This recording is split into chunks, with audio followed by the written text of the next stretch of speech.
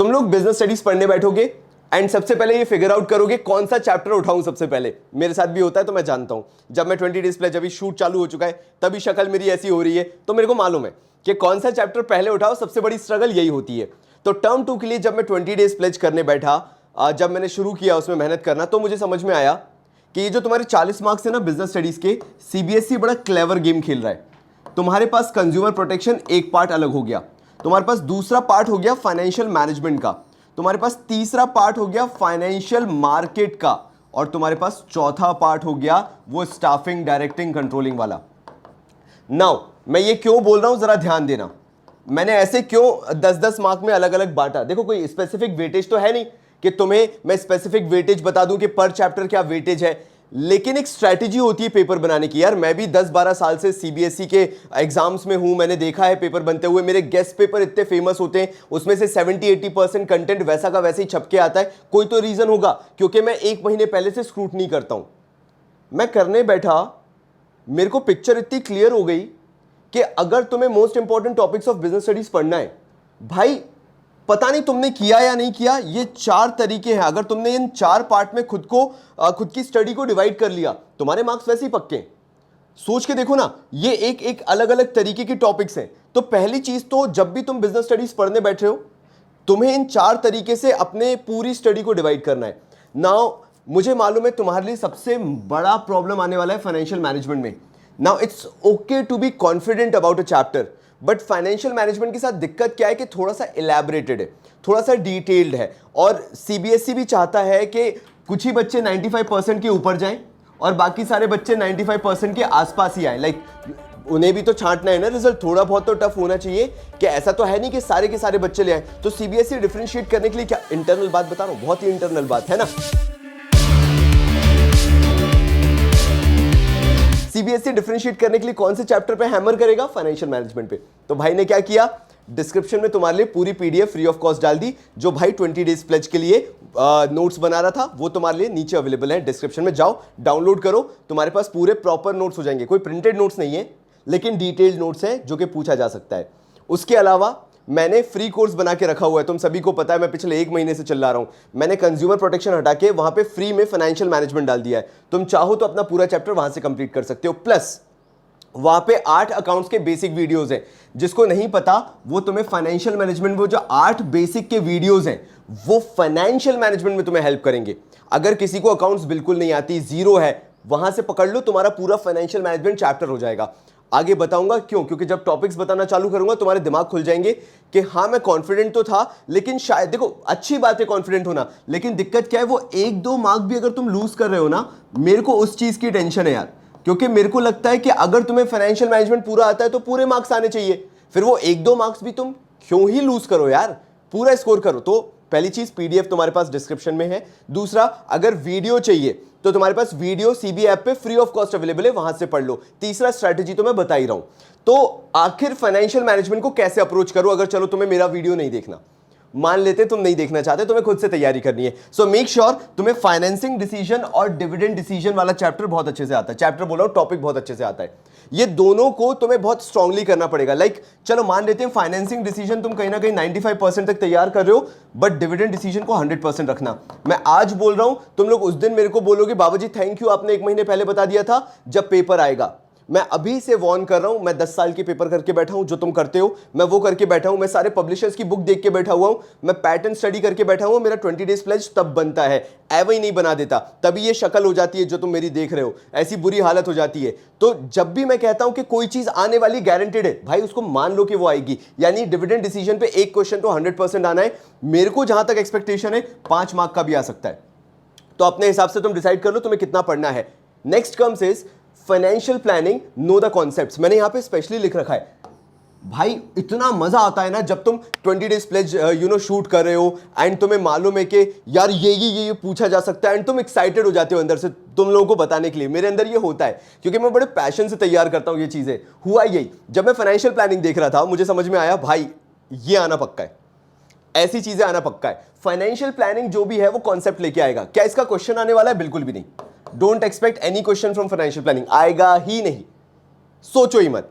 तो financial planning को तुम्हें कैसे तैयार करना है, तुम्हें कॉन्सेप्ट स्ट्रॉन्ग करने। तभी मैंने बोला ये फाइनेंशियल प्लानिंग को पढ़ने के लिए वो 8 वीडियोस जो बेसिक्स के मैंने फ्री कोर्स में डाल के रखे, अकाउंट्स में मिलेंगे तुम्हें, अकाउंट्स के फोल्डर में मिलेंगे वो बेसिक्स वाले, नो योर बेसिक्स करके है तीर्थ मेरे ख्याल से, है ना, वो वाले उठाओ। फाइनेंशियल प्लानिंग में तुम्हें बहुत हेल्प करेंगे। डेट क्या होता है, इक्विटी क्या होता है, कैपिटल स्ट्रक्चर कैसे वर्क करता है, क्या एसेट्स होते हैं, क्या लायबिलिटीज होती है, सब कुछ। तब जाके तुम्हारा ये कैपिटल स्ट्रक्चर वाला जो पोर्शन है वो बहुत स्ट्रांग होगा। तुमने रेशियोज भले ही ना किए हो, टर्म वन तुम्हारा भले ही स्ट्रांग ना गया हो, लेकिन यहां पे थोड़ा सा कॉन्फ्लिक्ट आ गया कि कैपिटल स्ट्रक्चर के अंदर जो फैक्टर्स अफेक्टिंग कैपिटल स्ट्रक्चर है ना, ये वाला टॉपिक, इसके अंदर बहुत सारे रेशियोज है, और वो रेशियोज जब तक समझ में नहीं आएंगे जब तक तुम्हारा फाइनेंशियल प्लानिंग चैप्टर स्ट्रांग नहीं है। और जो ये चैप्टर कर चुके हैं कमेंट करके बताओ मैं कितना सही कितना गलत बोल रहा हूं।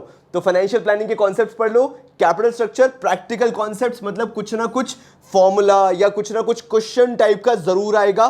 डेट इक्विटी को लेके कुछ ना कुछ कॉन्सेप्ट पूछा जाएगा प्रैक्टिकल बेसिस पे, न्यूमेरिकल बेसिस पे, वो तुम्हें आना चाहिए। Coming to the next topic, fixed and working capital, इतना ज्यादा डिटेल में नहीं जाना है, कर लो। तो आखिर टेक अवे क्या है? पहली चीज तो कॉन्सेप्ट है, इस पूरे चैप्टर से तुम्हें कॉन्सेप्ट उठाना है। Now second takeaway is कि तुम्हें इसके लिए अकाउंट्स के बेसिक्स आना जरूरी है। अगर तुम्हें यह लग रहा है कि अभी तक बाबाजी मैं फाइनेंशियल मैनेजमेंट चैप्टर पढ़ रही थी लेकिन मेरे को क्लियर नहीं हो रहा था चैप्टर, तो ये अकाउंट्स के बेसिक आना जरूरी है। मैंने बता दिया, 8 वीडियो तुम्हारे लिए रेडिली अवेलेबल पड़े हुए, कॉमर्स बाबा ऐप पे जाओ देख लो। दूसरा टेक अवे तुम्हारा क्या है, तुम्हें इसमें ज्यादा लर्न नहीं करना, you don't have to learn. आपको इसमें लर्न नहीं करना है, आपको इसमें कॉन्सेप्ट से अवेयर रहना है कि कॉन्सेप्ट कौन सा किधर कब कितना लग रहा है, वर्किंग कैपिटल में क्या लगता है, कैसे चीजें वर्कआउट करती हैं, ये सारी चीजें तुम्हें पता होना जरूरी है। ये इसका टेक अवे है। अब आते हैं नेक्स्ट टॉपिक पे जो तुम्हें सुनना है मेरे से, फाइनेंशियल मार्केट वाला चैप्टर ना, ये वाला तुम्हारे लिए सबसे बड़ा प्रॉब्लम बनता है क्योंकि ये याद ही नहीं होता है। मैं सोच रहा हूं अब तुम लोग बोलोगे तो ठीक है, वरना मैं देखूंगा कि मैं इसको फ्री कोर्स में लेटर ऑन, लाइक आज से 4 दिन बाद 5 दिन बाद जब तुम लोग फाइनेंशियल मैनेजमेंट कर लो तो फाइनेंशियल मार्केट वाला ये जो पोर्शन है ये मैं फाइनेंशियल मैनेजमेंट को हटा के ये भी डाल दूं। तुम बताओ, जैसा तुम बोलोगे मैं वैसा कर दूंगा। नाउ यहां पे क्या हुआ, प्राइमरी मार्केट तुम्हारा बहुत इंपॉर्टेंट हो जाता है अगर तुम 2 से 3 मार्क के लिए प्रिपेयर कर रहे हो बिजनेस स्टडीज के अंदर। आना ही आना है, गारंटेड है, तभी मैंने वेरी इंपॉर्टेंट डाल के रखा हुआ है। तो तुम्हें प्राइमरी मार्केट बहुत अच्छे से आना चाहिए, जो उसके अंदर ट्रेजरी बिल वगैरह सारी चीजें होती है, बिल्स ऑफ एक्सचेंज वगैरह होता है। You need to know it very clearly, और उसके नोट्स तुम्हारे पास होने चाहिए, हैंड रिटन, खुद के बनाए हुए, ना कि प्रिंटेड नोट। उनसे कुछ नहीं होने वाला, तुम्हारे मार्क्स तब भी उतने ही आने अगर तुम ये ट्रस्ट करके बैठे हो ना। मतलब अगर तुम्हें किसी ने सर पे चढ़ा दिया है या बिल्कुल टेलीग्राम ग्रुप ने तुम्हें हाइप कर दिया, यू हैव एवरी नोट, सारे नोट्स तुम्हारे पास अवेलेबल हैं, 0 आने वाले। जब तक तुम अपने हैंड रिटन नोट्स नहीं बना रहे हो, इस भ्रम में मत रहना कि तुम्हारे मार्क्स आ जाएंगे। बिना मेहनत किए कोई मार्क्स नहीं मिलने वाला, ये मैं अभी बता देता हूं। नहीं है तो चैनल छोड़ के, वीडियो छोड़ के भी जा सकते हो अगर तुम्हें सच्चाई से वाकिफ नहीं होना है तो। देन कम्स ट्रेडिंग प्रोसीजर, ये वाला तो तुम मान के चल लो भाई, वेरी वेरी वेरी इंपॉर्टेंट है। पिछले सालों में इसको ढंग से नहीं पूछा गया है, इस साल इसके हाई चांसेस बन जाते हैं। अगेन सेबी फंक्शन अगर आते हैं तो वो 2 से 3 मार्क में आएंगे, दैट्स इट, खत्म करो। इसको मेरे को ज्यादा बताना नहीं है, ज्यादा हो तो इसकी भी पीडीएफ मैं डिस्क्रिप्शन में दे दूंगा, तुम इसको डाउनलोड करके रख लेना।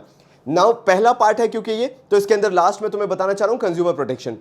मुझे ऐसा लगता है कंज्यूमर प्रोटेक्शन पूरा केस स्टडी बेस्ड जाएगा, बहुत डिटेल में केस स्टडी आएगी और तुम्हें उसके अंदर से फिगर आउट करना पड़ेगा। अगेन पूरा कंज्यूमर प्रोटेक्शन बन जाता है कॉन्सेप्ट बेस्ड। क्या तुम्हें कंज्यूमर प्रोटेक्शन का कॉन्सेप्ट मालूम है?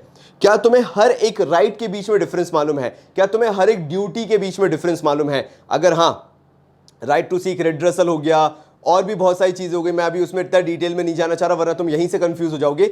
बट हाँ, तुम्हें इनके बीच में अगर डिफरेंस पता है, तुम्हारी केस स्टडी प्रॉपर जाएगी। चाहे कंज्यूमर राइट्स हो, चाहे कंज्यूमर ड्यूटीज हो, चाहे रिड्रेसल मैकेनिज्म हो, इन सब की केस स्टडीज आने के चांसेस बहुत ज्यादा हैं। मतलब अगर तुम मुझसे पूछो कि मैंने यहां पे क्या किया, तो मैंने एक तरीके से तुम्हें पूरा जो ओवरले है, आउटले है, वो हाथ में रख के दे दिया कि ये पढ़ लो। आज से 1 महीने बाद सिमिलर पैटर्न पे पेपर आएगा। अब तुम्हारे ऊपर है तुम उसे कितना ग्रास्प कर सकते हो, या तुम्हारे अंदर कितनी इच्छा है उस हिसाब से पढ़ने की।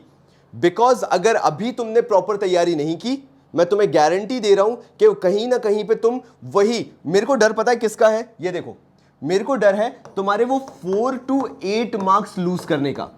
तुम लोग बहुत होशियार हो, तुम लोग बहुत ज्ञानवर्धक लोग हो, मेरे को लेने ही देना नहीं है उससे। मेरे को लेना देना है जब तुम्हारा टर्म 2 का रिजल्ट आए और तुम बोलो बाबूजी मेरे 32 आए आउट ऑफ 40। तुम्हें जिंदगी में कभी नहीं पता होगा कि तुमने कहां मार्क्स लूज किए थे। और मेरे को हर एक मोड पे पता होगा तुमने कहां मार्क्स लूज किए थे। So you are clever enough to know about your future, about your board, सब चीज ठीक है, मेरे को कोई लेना देना नहीं है उससे। मैं तो बस तुमसे ये बात कर रहा हूं बेटा, बाकी सब लोग तुम्हें तैयारी ऑलरेडी करा रहे हैं 32 मार्क्स की, करो, बहुत अच्छी बात है, मेरा आशीर्वाद तुम्हारे साथ है, बट मैं वो नहीं चाह रहा। मैं चाह रहा हूं ये जो तुम 8 मार्क्स लूज करने वाले हो ना बिना स्ट्रैटेजी के, वो 8 मार्क्स एक्स्ट्रा तुम कैसे लेके आ सकते हो, वो कैसे तुम अधिक स्कोर कर सकते हो ज्यादा। अच्छा, मैं एक और चीज बता देता हूं लास्ट में जाते हुए, जितने भी लोग अभी दिन 25 है के अंदर हैं बेटा, कमेंट करना चालू करो। जिनको भी मैंने स्ट्रैटेजी बना के, तुम्हें लिंक मिलेगा डिस्क्रिप्शन में दिन 25 है का भी, बेटा उनसे पूछो जरा, जो दिन 25 है के अंदर पढ़ रहे हैं, उनको पता चल रहा है स्ट्रैटेजी, रणनीति और डिटेल क्या होता है, कितना डिटेल में इन डेप्थ में जाके ये जो 8 मार्क्स बचे हुए ये आते हैं, और क्यों वो चीज ऐसे बेसिकली कटोरे में रख के कोई देता ही नहीं है। क्यों? क्योंकि मालूम है कि यही तो चीज है जो टॉपर्स को और एवरेज स्टूडेंट को अलग करेगा। तो जितने भी लोग दिन 25 में पढ़ रहे हैं, पूछो उनसे जरा, कमेंट करो भाई दिन 25 वाले लोग कि तुमने क्या एक्स्ट्रा सीखा, क्या स्ट्रैटेजी सीखी, क्या डिटेल में सीखा, जो तुम्हें शायद वैसे कभी सीखने को नहीं मिल पाता अगर तुम कभी भी दिन 25 के अंदर पढ़ नहीं रहे होते। अभी भी टाइम है तुम सबके पास, पढ़ो, मैं मना नहीं कर रहा, लेकिन वो स्ट्रैटेजी के साथ, वो रणनीति के साथ कि तुम्हारे ये 8 मार्क्स लूज ना हो। तुम सोचो मैं कितनी बड़ी बात कर रहा हूं। I am not talking about these 32 marks, I am talking about ये जो 8 मार्क्स तुम्हारे इस बार बोर्ड एग्जाम्स में लूज होने वाले हैं। अगर सब कुछ अच्छा चल रहा है, जो मैंने पूरा स्ट्रैटेजी बताया, मोस्ट इंपॉर्टेंट टॉपिक्स बताए, वो कर लो, बहुत अच्छे से कर लो। लेकिन अगर सब कुछ अच्छा नहीं चल रहा है, you still have time, waste मत करो और लगा दो दिन 25 के अंदर, स्ट्रैटेजी के साथ पढ़ना चालू करो, तुम्हारा पूरा सिलेबस बहुत स्मूथली कंप्लीट हो जाएगा। तो तब तक के लिए बहुत सारा प्यार और धन्यवाद।